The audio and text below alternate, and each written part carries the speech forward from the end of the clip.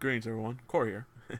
It's time for another midnight review, and we went to go see Incredibles 2, which is nice because whenever I get to see usually animated movies, especially, um, they typically come out a little bit earlier, so I get to see them a little bit earlier in the day compared to normally like around 7 o'clock or so.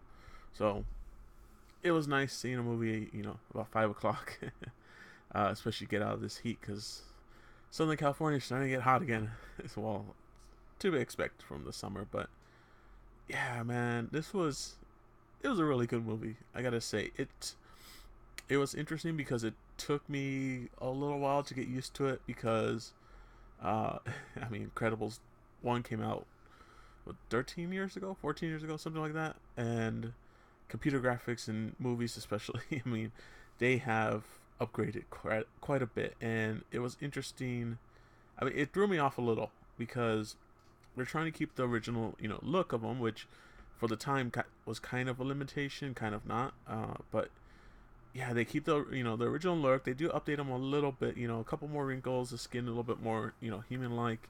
The environment, of course, and everything like that is upgraded, but they do try to keep them, looking the same. But they still do add a lot of new technologies and features that happen nowadays, and I don't know, like it works. I mean, it's still a great movie. It's just me personally.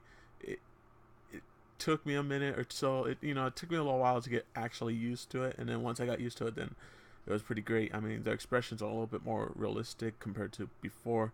Not as cartoony, but more realistic, and like I said. But yeah, man, the story was pretty good. Unfortunately, it does suffer from like the superhero storytelling in a way. You kind of see the twist coming, but then again, some people might not. So it's just the way it's all executed that makes it such a great movie, and I think it does a really great job. I mean, it's a family movie more than a superhero movie. Granted, the first one was kind of like that too as well, so it definitely expands that family dilemma of superheroes being exiled.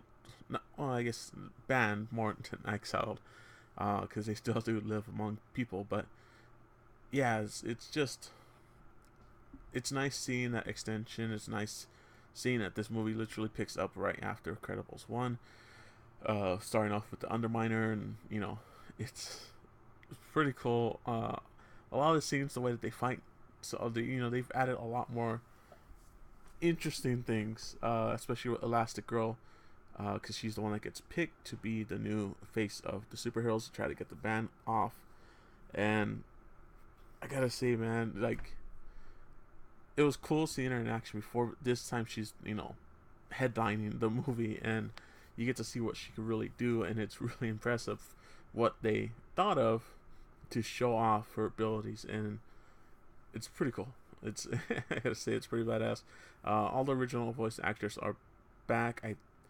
The, the only one that kind of feels weird is Violet. I think just because Violet, I don't know. I feel like it's not the original voice actress. Dash sounds just like Dash, and uh, you know, both Bob and Helen, Mr. Incredible and Elastigirl are sounding the same. Helen, she sounds a little more.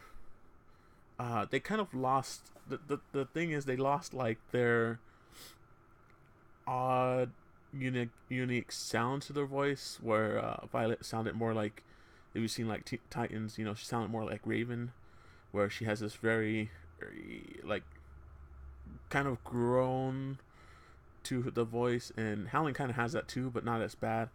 Uh, and they kind of lost it a little. At least with Helen, you hear it more because she talks more and stuff like that. You do notice there is a change in her voice. Uh, you know, Bob is the same. Mr. Incredible is pretty much the same voice.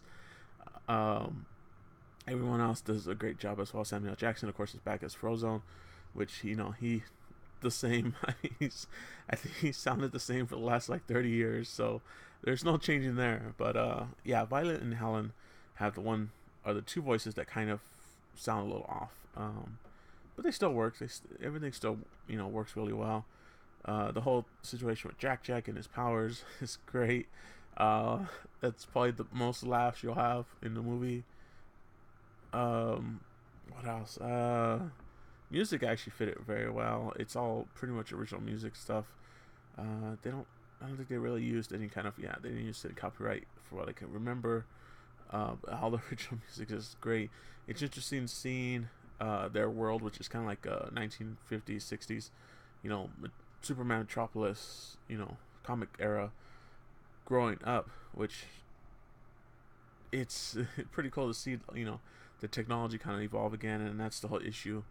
And yeah, man, it's just it throws you off a little after seeing, especially me seeing all these movies, being involved in all the superhero movies and everything, Marvel, DC, all the indies too as well. It's just nice to see a very family, centric movie. And in a way, I kind of wish Brad Bird could write a story for Fantastic Four for the big screen, because I don't know, I feel like he could really get the dilemma down pretty well.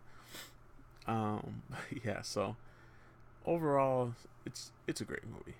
Definitely go see it. It's definitely gonna have some competition next week because Jurassic World is Jurassic World: The Fallen Kingdom is coming out next week, which I will be seeing with some of my friends from work. We're actually probably going to see the double feature, which is the first followed by the second, so that should be fun to easily compare the two, back to back, just like I did with Deadpool. So, yeah, it's a Disney Pixar movie.